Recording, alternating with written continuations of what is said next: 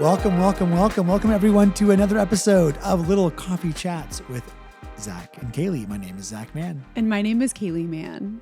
And we are so excited to be here with you guys today. Another beautiful day in Los Angeles. Yes, it is. We were gone.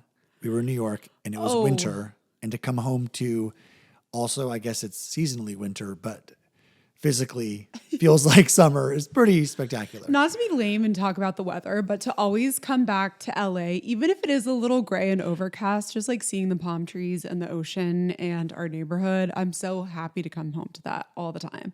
But we are really fresh from our New York trip. My voice is a little bit gone, actually. Oh, so cold. I'm a little dry. Yeah. Oh, I had 3 nosebleeds. So including one back in LA. That's how dry I was. It was a long history with them and bad allergies, so it's not crazy for me. But we are fresh from New York, where we got to experience full-on winter and snow. It snowed. We were walking around Soho in the snow. It was very magical and genuinely felt like once in a lifetime. Yeah. Whenever Zach and I go on these trips, we're like, this is a once in a lifetime trip. Like, we're never going to have a trip like this ever again. And in a lot of ways, like, you never really replicate a trip. They're all different. Totally. But to walk around Soho with you and with my best friend and just happy and shopping, that was once in a lifetime. Yeah. There's no guarantee that's ever going to happen again. I agree. Yeah, that was awesome. Cool. When we first looked at the weather, and this will be the last thing I say on the weather, I promise, maybe not, was that it was supposed to snow like 5 inches on Friday. And we landed on Thursday. And by the end of the week, let's say like Wednesday before we flew out, it had shifted all over the place. So we didn't know if we were going to get any snow or any whatever. But on the way over, you said, I deserve a little bit of winter. I did say that. Well, Ohio was so balmy. Oh, Ohio was a spring day. I don't know what was going on there. It was in the 60s. Yeah, we had cold weather in London. Look at us still talking about weather. London and Paris were cold. But anyway, okay. Yeah. So we're back in LA. The sun is shining. It's beautiful. We have our Dolly girl back. We have Dolly back. And, Kaylee. Yeah. Let's open up on one of the topics because we got to go into, we want to talk about New York. So, right? Yeah. Is that what we wanted to do? Yeah. We had the best trip. We were there because Theater is Dead got into Dances with Films, and Theater is Dead sold out their theater. Their screening was fully sold out at the biggest Regal cinema I've ever seen in my life. It was huge. Like multiple stories. You were already there. I walked into chaos. You guys were on the top floor, and that entire floor was just packed with people. I was... Whoa, I couldn't find you. I had faith that you were there somewhere. I just kept looking for your hair. Yeah. And it was packed. The energy was high. And then the energy in the theater, which is so fun doing all these different screenings, is seeing how different audiences respond to the film. Yeah. And every audience finds different parts funny. I think there so too. Almost isn't a one consistent thing that always gets laughs. Oh, and maybe except for Miranda.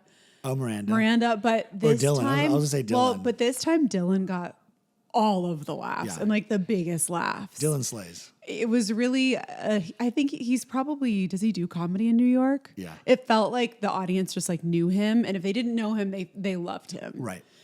And that was really fun to see. And the different parts that get cheers too. Cause not everyone cheers. Like we were hooping and hollering over the ending section, which I also won't spoil. Yeah, great.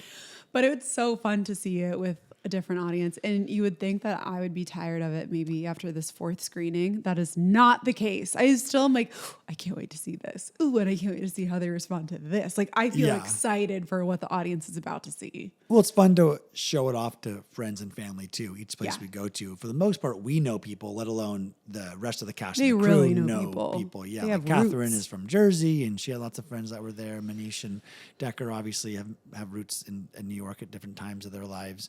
And then Jacob and Olivia went to NYU, so a lot of their friends came out and came to the screening. So it was like a lot of New York people. And then some of our crew has actually moved to New York, and they came with their friends. So yeah. Really fun. Yeah. It was a great experience, but that was on the last hour of right. our literally last day there. Literally was the event. So we had Thursday, Friday, Saturday, and most of Sunday just to socialize and be with friends. And the best part about New York City is that we see more people in New York than we ever see in LA. Absolutely. Like in LA, maybe we'll see a couple friends per month. This was multiple friends from multiple different backgrounds and parts of our lives all on the same day. What was your biggest takeaway of New York City on this trip? We need to go out more. That was my biggest takeaway. You and I went to dinner at Raoul's on Thursday night, and our initial reservation was for 10 p.m., but we bumped it up to 9, and we got there, and it's freezing outside. Everyone is like body to body in this, like the bar and seating area. Grace Coddington, a very famous editor from Vogue, is sitting at a table over your shoulder. I was gooped and gagged over that. The second time I've gotten to see her in real life. And the bar, it was just like so fun. Everyone's gabbing. People are talking with everyone. They're talking to people outside of their groups, which is a big difference I noticed between New York and LA. In LA, people stay in their little groups. Right. And there's not a lot of co-mingling. But in New York, everyone's just like talking to everyone. I love observing the dynamics of older dudes hitting on these 20-something-year-old girls at the bar and the lines that they're using. And the energy is vivacious. It's palpable. Age is not really a limitation in either way. People of all ages are out in New York City. Yeah. Where I think like when I think of LA, I'm like, oh, that's a young person's game to go out and be social. Well, New York City is truly a mix of everybody, every age, every ethnicity, because it's a city. And Yeah. it's a huge one that everyone lives in. And LA isn't like that. LA There are is- suburbs and there's no real traditional downtown. And so when you go out in like a West Hollywood compared to maybe like a Brentwood, which is really close, it'll be totally different. One is going to be families and one is going to be young 20-somethings. That's such a good point. It's very specific. You kind of have to choose the vibe that you're going for in LA and go to that destination. Yeah. Versus if you're somewhere in Manhattan and you stumble outside and walk a couple blocks, you're going to walk into an institution with all sorts of people and all sorts of backgrounds who are there. Exactly. And honestly, LA, you just can't replicate that. And I don't know if I would want it to, but you and I are always talking about wanting to be able to like walk out of our house and be in the mix of things. Yeah. It's like, okay, I want that, but I also want to be able to walk to the beach and the marina. Right. I don't You know can't how to have make both. it all happen. You just can't have both. have it all that way in LA. And then by the time I'm getting ready to leave New York, I'm like, I don't love New York for New York necessarily. I love it because it gives me easy access to the things I enjoy and the people I enjoy. Right. So if you transplanted all of that, or actually if you remove all of that, if you remove the people I love and like the restaurants that I might know or whatever, and it's just like me in the city, I don't have that emotional tie to it that I once had when I was younger and that I would think that I would have. Now I'm like, well, if I'm going to be in a big city and none of my friends are going to be here, I might as well be in Paris. Right. Or London or London yeah, or yeah, something where culturally I'm fascinated. The buildings are so beautiful to me. I just feel more inspired in a different place. And I think that makes sense because like in my teen years and early 20s, I was very inspired by New York and a lot of time has passed since then. So it makes sense. My city target has moved. Yeah. Shockingly, I agree. I have the same feeling. And I've never lived there. And I feel like if you grew up there, obviously you will never, ever say what we just said. Like New York is part of your soul and your everything. And you're superior and cooler. Like I genuinely mean that. yeah, exactly. And so, yeah, I don't think that's like shocking by any means that like we could feel that way, but it was so special to see all the people who came out from Sunday to Andrew to cousin Emma, like everyone just came out, which was so awesome. Lauren flew in. We should have had Becca fly in. It was so close. I know, but she'll be here soon. Yeah, exactly. But yeah, it was great. It was so fun. And, it actually makes us think about LA a little bit. I know there's a lot of like social media, like, New York is back and and it's like, and then LA is like, well, LA is back too. Like, I see a lot of that. And I agree. I think LA is like fully back. It's just more, distinctive neighborhoody than ever. Like it's never been more that. And I feel like that's like a change from maybe 10 years ago with the 2016 fad. 2016, you would have to go to certain areas to find all the cool stuff. Now cool stuff exists in more pockets. And so you don't have to leave as much. I think that's really a true thing. From Mar Vista to Culver City to even like Venice, they all are much better than they were 10 years ago. And that's West Hollywood probably is not true. as good as it was probably because these other places have kind of grown. So Yeah. it's just like, it's, Well, what do you think? what I think is interesting from the 2016 commentary that's going around right now is where people are like, LA kind of always has a 2016 aesthetic where it's like Right. what was popular then in 2016 on Instagram about LA is still kind of the standard now, where it's like palm trees and Erewhon smoothies Right. and Rodeo Drive. And, it's kind of the same stuff where it's just like, that is kind of just the aesthetic of LA. Now, trends and makeup and clothing, of course, that's totally different. I'm here for the nostalgia. I like a hopeful nostalgia. Well, Yes. nostalgia for the most part. Optimistic. Yeah, it's optimistic. And some people are like, I don't get why people are posting about this. Like, why? Blah, blah, blah. Oh my God, it's not that serious. It's just because it's 2026 and people are reflecting from 10 years ago. And it's one of the rare times in the last decade, prior to 2016, not as many people were on social media. So we all have like all of this content on our phones and all of these photos that we can easily access. So I don't know. I think it's fun. And also, a lot of people remember 2016 as like the last like best year that we had until November of 2016, basically. Yeah. So it's just like remembering when things were good and the music was fun and light. And for us, it was the best year ever because we met each other in 2016. I have very fond memories of that year, aside from election night. Same. I went to Rio. You went to to the Olympics. Rio. Yeah. That was my last Olympics I've been to. Well, we'll see what's coming up for you. Yeah. Hopefully something cool. Yeah. I think I don't think all of the trends people love. It's just cute to look back and be like, oh my God, we were wearing chokers and really heavy eyebrows and tons of eye makeup and a black lip with that on top of it. Why not do everything? Honestly, I saw a picture. I think of like, is it Kendall and Gigi and another person? Probably. It's a picture of the three of them. And it could have been from today. Yeah. Like the it's trend not hasn't that different. It's not that different. And it's actually a pretty cool, hip thing. I thought we all looked cool and cute. Yeah, I don't think that's really aged poorly at all, No. to be fair. But we've gone through a lot in those 10 years as a society. So, yeah. God. Yeah, we have. In the next 10, I can't. think we'll also experience that. I don't know when we'll have. Oh, great. I don't know when we'll have that 2016 again. I think that's what people are nostalgic for too, is like, does that seem 20 years away, 30 years away to be back in that where you have like relative calm and just a relaxed political sphere? I don't think we can see that anytime soon. When I was looking back on my 2016 photos, when I look back, I get this overall feeling of like there wasn't as much pressure.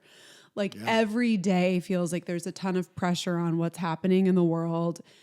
How do you speak up? How do you affect change? Are you going to like misspeak and that's going to be held against you forever? Right. Like we're in a state right now where everything is just like really tense and it's very do or die with what you say and what you do.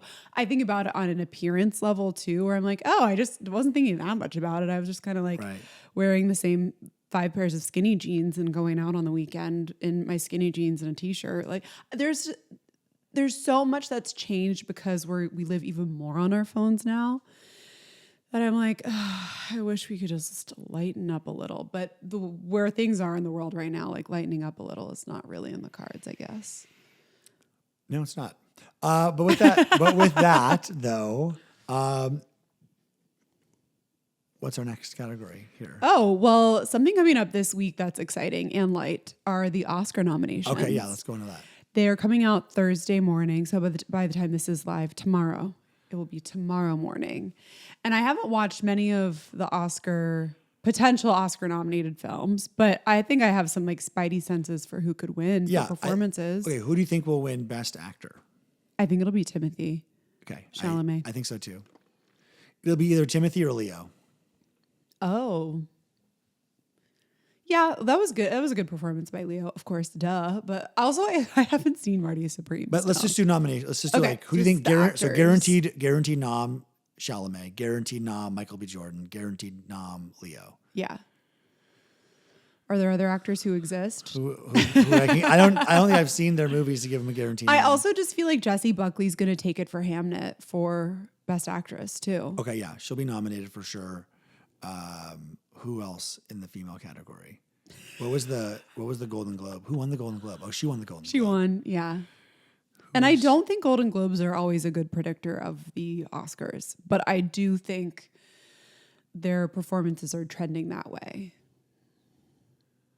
Why am I blanking on the female? I don't know. nominees? My brain is like kind of mush today because I feel like I just got back from London. Like I don't even feel like I just got back. Well, that was a from good. New York. Okay, so then best feature film nominations. I think we could.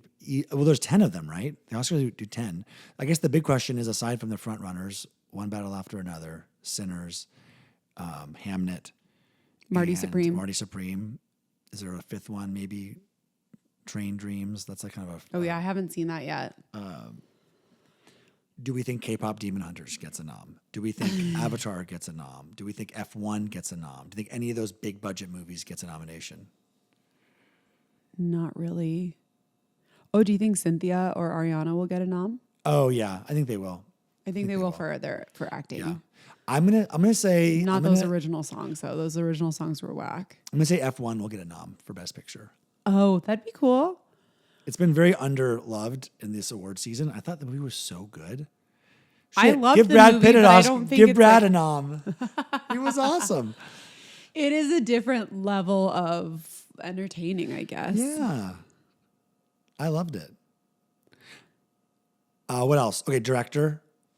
I guess PTA has been winning a yeah, lot. Yeah. So Well, this is a great segment. We're crushing this. honestly, everyone who's won is going to win again, and we'll see. Yeah. I don't know. I'm not as like. I think if Sinners had been winning more, then I would be more excited. But it's not that exciting. It's been kind of just meh. Yeah. Well, it's gonna get tons of nominations. I think Sinners could have the most nominations. I think One Battle After Another and Sinners will probably have the most nominations. That's my guess. Oh yeah, Weapons could get a nomination too. Oh, for Best that'd be Picture. really cool. I would Even love to see that. Zach Krieger as a director. Interesting, no. maybe. But I'm excited. I love Oscar nominations. It's really exciting. Even though we don't even know any of the movies and things. I just love celebrities and the idea of like working your whole entire career for something that gives you a sense of accomplishment. Totally. And I don't know, I get emotional thinking about that for everyone involved. The Oscars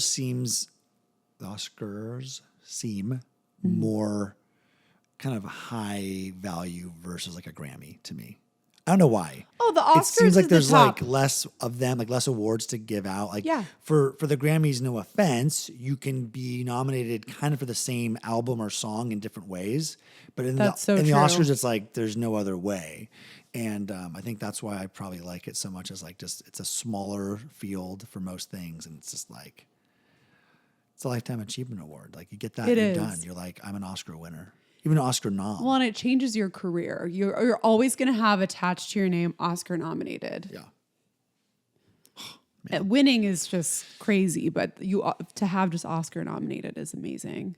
So exciting. I like it when random people and things get nominated, and I go watch them and I'm like, yes, then I root for them. That's like the best. It's like when stuff that's smaller gets recognition. Yeah. And then you get to like root for them and be like, what did I, a first time nominee, first time winner kind of a thing.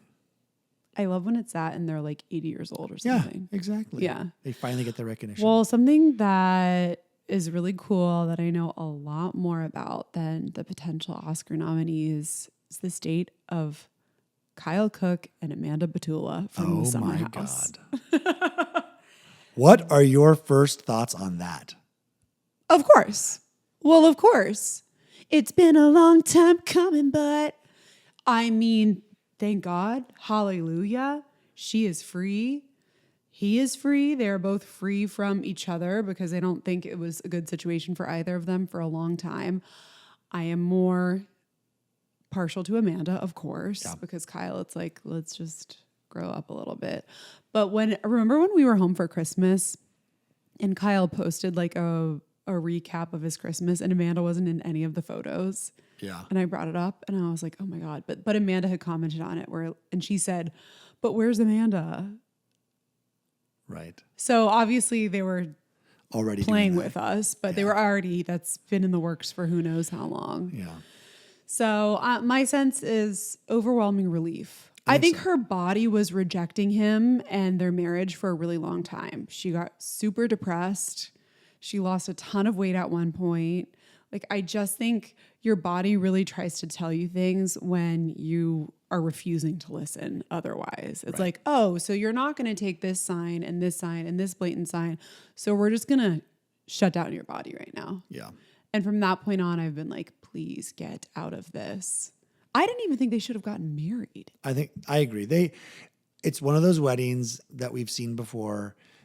Vanderpump Rules had a couple of those. Where people get married because they're on a show and they feel like this pressure because they're dating for so long and they can do a wedding that's part of the Bravo universe and people care about it and all that. And the reality is they should have broken up a long time ago. Yeah. Like broken up a long time ago, not just even like not get married, just like you should not even be together. Right. Only because they seem miserable.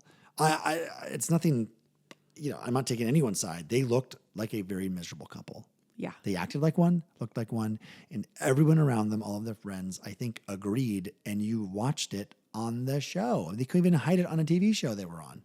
That's how bad it was. No, they're fighting every weekend. Like, it's not, I wouldn't want to be around that. So what happens to Loverboy? What was your thought Oh, on yeah, that? I don't know. I mean, if I don't know what Amanda's like stake in the company is, but I would remove myself from that personally. Yeah, sell it back to the company. Oh, yeah, and I'd be like, good luck finding another graphic designer. Who knows what level of work she even does for them anymore. They'll find someone. They'll find someone, and that's how I would have to go about things. I would need a full like separation on everything, and we'll see if she does that. I think she should, though. I wouldn't want to be involved anymore. I think she'll do a podcast or something. She'll do something. Yeah. I don't know. She'll definitely be a guest on podcasts first. Who will get the Giggly interview. Squad. Of Giggly course. Squad should get it. Yeah, I think. And then will Hannah Berner and Amanda become friends again because Kyle's out of the picture now? Yeah. It'd be great ratings for everybody. That works out. Yeah. Now I'm just like, well, what are we going to have to watch on this season, this upcoming season of Summer House that comes out soon? Like, So they're together on that season, right? yeah. Or, well, they're not. They're on the season, I guess. They're on the We're season. assuming they're still I don't together. think they had. I mean, they just announced their separation yesterday. Right. So. Because the show is coming out soon. So, Oh, I'm so just maybe saying that's that, why. Yeah. there's got to be something happening. We've there. been speculating on this. Yeah. And I think it's going to be fun. I think there's new cast, a lot of new cast. They're going to do a whole Vanderpump Redux. They've seen how good the Vanderpump Redux has done. That my guess is that they're going to watch, the executives will go, okay, let's keep, the shakeup has been good. We'll keep going. Yeah. And I bet you anything, Amanda will be off the show. Summer House is already naturally going that way anyway because they introed like Jesse and West were very successful new cast members. Yep. It's more so been, how do you get rid of some of the people who should not? I like Lindsay having a baby and being in the house. That was Come ridiculous. on. But now there's going to be a spinoff for those characters. Yeah, the city. Yeah. Or something like Whatever it's called. I don't even know. that. Yeah. And that I'm excited for. Yeah, that's great. In other kind of celebrity adjacent news, what is this? What is going on with Brooklyn Beckham versus his mom, Victoria Beckham? What is going on between Brooklyn and Victoria? Yeah. Honestly, I don't really know all of the history, but from what I've read and what I think all of us are seeing, it's a little weird. It's a little weird. Like, and I don't know exactly why. It feels weird. Like David and Victoria probably have a very similar high profile relationship like a lot of celebrities have, where they really may or may not be fully together, but for appearances, for the brands and all that stuff, they need to be together. And that can weigh on children that are experiencing what that could look like and feel like. And it's a lot of lies, and it's a lot of like half truths, and it's a lot of deception. And if it's true, and Brooklyn is pushing back all of a sudden out of maybe nowhere, but maybe it's been simmering. And what I've read is very, weird to be upset about, but also maybe weird that mom danced on you as the first dance in a weird way that embarrassed you, but also can't you just do your dance with your wife right after that because that's your mom first? So I don't know. It's a weird dynamic. What do you think? Well, I don't think a very famous child would be coming out and saying any of this if there wasn't something actually going on. I think it's really difficult for anyone in any sort of family dynamic to push against the norm and the grain and whatever it is. But I feel like we've known there were like rumblings of some kind of issue going on between Nicola and Victoria, like some kind of beef there. Yeah. Or that like they stopped hanging out with his extended family Right. at some point. And it was like, well, what's that about? The thing that's confusing is Brooklyn said that in the 11th hour, my mom decided she wasn't going to design Nicola's dress. Right. But then there's a Vogue article from their wedding from a year ago Right. where it's like she had been working with Valentino for a year to get a dress. So Right. there are some discrepancies, but here's what I'm inclined to believe. I am inclined to believe that a boy mom would do something batshit at a wedding. I'm inclined to believe that. Yeah. To They like all kind do. of to like ruin a moment or be jealous of something and make a moment about them instead of who it's intended for. Yes. And I don't know the psychology of that, and I don't want to blame boy moms, but they do some wacky stuff. I am also not talking about my mother-in-law. She would never. She's amazing. But, you just see a lot of this stuff on social media where these boy moms they have a really hard time letting go of the idea of their son just being theirs, like passing him on to someone else. They have a really hard time with that. And I believe if that's a dynamic, I could believe that. And think about Victoria being the celebrity that she is. She's always the center of attention. So it must be really hard for her all of a sudden to like give that up to somebody else. And I saw a video that showed Brooklyn and his, I think it was maybe fiance at the time. Like I don't think it was married yet. On a red carpet with mom and dad. Did you see that? Yes. And it just looks so awkward. They can't even be next to each other really. Like, No. And that's on camera for seconds. All you have to do is just pretend for like seconds. It's icy. It is Victoria icy. is posing and she's refusing to move and she's like refusing to make eye contact with anyone. And Nicola is like, I don't know. She looks kind of mean, but I thought she was like, what am I supposed to do? Like, I don't, it's kind of like checking the whole situation. Yeah. It's not good. Whatever it is, it's made two people really uncomfortable. And if Brooklyn feels like he can't create the future that he wants while still being close with his parents, then that makes me sad for him. And I think he did the right thing. Yeah. You have to do whatever you have to do to create like healthy boundaries. And obviously there wasn't room for a healthy boundary. So there's a hard boundary. Yeah. I don't know. It is interesting. Well, I think it's interesting because it's like, it's not that serious for us, for just anyone observing. I've never felt like a huge fan of Victoria Beckham though, but that's just me. I'm just like, okay. Yeah. She's a Spice Girl. Okay. They don't interest me that much. No. Either of them. And David. Yeah. But I understand their fame being the most important thing to them. That clocks. Right. Yeah. And their appearances. Yeah. So 100%. So, I mean, that's kind of, do you want to talk about Traitors at all? It's just so good. Traitors is our new favorite show. It's so fun. It's really fun. They nailed the casting. Yeah. We just love it. It's been a blast. I think that I probably like Michael more than most only because he's such a character and you have to just be willing to understand he's playing a character. And I know that he could have and did. He did offend people. Fair. He did. Yeah. However, I don't think he really was trying to offend that way. And at the same time, I think he brought a certain energy to the show that was really fun and missing, where someone's like pushing the boundary of how someone plays the game. Mm-hmm. I love that. He was an agent of chaos. Yeah. He ended on a really sour note, which sucks for him. Yeah. And sucks for the people who were hurt. Mm-hmm. That sucks. But the whole the Michael Rappaport experience, I think, was great for the show. I think so too. Just saying that. I mean, it just was. It's great television.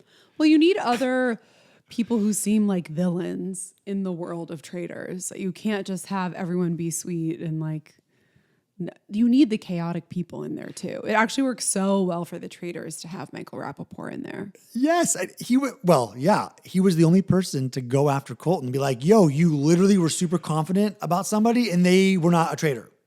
So Colton is bringing up someone different every 5 minutes. Yeah, Colton. This is the Colton show. Like Michael wanted to be the Michael Rappaport show, and he made it. He did a good job with being like, "I am a character." But Colton is slyly playing that he is the narrator, he is the stirrer, he is everything. And he kind of said that. He kind of admitted that, being like, I'm not going to go out like a bitch. Like, I'm going to go in this and do everything I can do, which I think is smart because otherwise your screen time is limited and you get killed off anyway. Right. So it's like, might as well go down. Yeah, make a big person. Yeah. Like he has increased his star power massively compared to like, let's say like a Tara Lipinski who's done like very little. Oh yeah. And she's adorable and fine, yeah. but she's really, and she may last till the end, but no one's going to care if she takes third place or second place because she didn't do a lot. But make a big statement. I think that's a fun idea. Not for me. I don't know what I would do. I'd be like Rob. Rob and I would be so similar. I'd be the worst trader though. Like I would He's hate good. being a trader. Yeah, he's doing really well. I'd be much better as a faithful because I could just be so honest. I would be really bad at lying. How about you? Would you be a good trader or faithful? What would you prefer to have? Well, we talked about this last week, but I think the more that I'm studying the show, the more I think I could be a good trader. Yeah. Because people would trust me to like, they would tell me all of their thoughts. Yeah. I think it would be hard to say repeatedly that I'm a faithful if I'm not. Every night before bed. I'm faithful. I have to do a lot of practice. Cutie, what are you sipping on this week? Oh, yeah. Okay. This week I am sipping on routine. I'm so excited to be back and get back in my routine. This is my relationship with routine. Okay. I love it. I'm so consistent with it. And then I get bored of it. And then it's like, okay, it's time to go on a trip. But like the last day of the trip, I'm like, okay, I'm ready for my routine again. It's just comforting to me to come back to it. And also I just feel so tired. So I'm like, I want to eat healthy and sleep well and do my workouts and do my class and work on my millions of other goals for the year. Great. And so I'm looking forward to that. But also, like, I love doing my makeup and my hair. Like, I love those routines too. All my little routines I love, and I'm excited to be back in them. But I have how many weeks until Chicago? So Oh man, not many. Not many. So I'm going to soak it up while I can. I love when you're on routine too, because I also get some of the best meals. I know I haven't even been to the grocery store yet this week. I mean, we just got back yesterday, but still like need to be back in my flow. Yeah, you do. Because all I ever really want to eat when I'm in my routine is like a meat, a potato, or a rice or something. And it's just like simple. It's easy. It's Midwest. healthy. I'm so Midwest. Just drink a gallon of milk. That's next. That is next on my list of dairy items to conquer. What are you gonna drink? Non-fat or 1% or 2%? What are you gonna drink? You think? What are you gonna try first? Well, I'm okay with half and half. I can have a little bit of that. So drink whole milk. That would be probably Whole the best milk, option to drink. maybe. If you're gonna drink like milk, let's like drink like 4, 6, 8 ounces. Oh God. I don't know. I got to start that experiment slowly. I don't think you should do it. Okay. What are you sipping on? Yeah, I'm this sipping week? on. Well, last week I sipped on the Seattle Seahawks playing the San Francisco 49ers. I got to watch the game in a sports bar in New York City with 2 of my best friends from Seattle. We whooped their ass. It was so much fun. I called the opening kickoff for a touchdown. It was like nonstop, electric, fun. Met some new friends from Seattle. High-fived them. They were super cool. They were like 20. And it was just an absolute blast. So this week I'm sipping on, well, first of all, that, but also we're now playing in the NFC Championship game against the Los Angeles Rams of where I live. And I hate the Rams so much. And because they're good, annoyingly good. And their coach, Sean McVay, is also good. And Puka and Matt. I hate that we're playing them, but also if you want to be the best, you got to beat the best. Okay. Did you know that? No, I didn't. Okay, you know that. No. I thought you said beat the best. You got to beat the best. If you want to be the best, you got to beat the best. Yeah. Okay, got it. And we have to beat them. So they're going to come to Seattle Sunday night. I'm not going to go. I know I've been talking about going to the game, but I'm not going to go. You're not? No, I want to stay home or go to a sports bar here, which is going to be fun because lots of LA fans will be there. Yeah.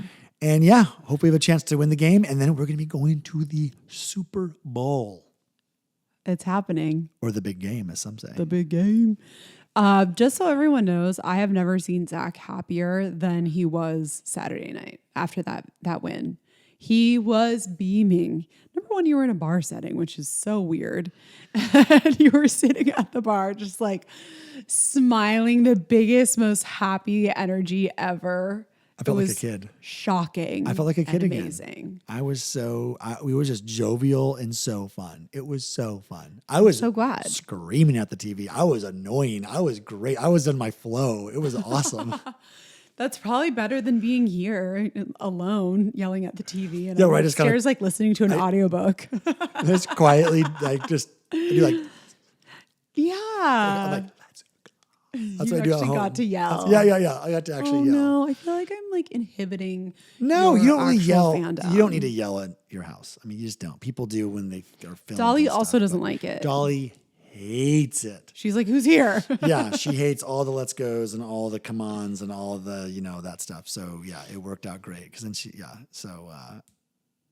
it was fun just to let loose. So yeah, you did. Go Hawks. Go Hawks.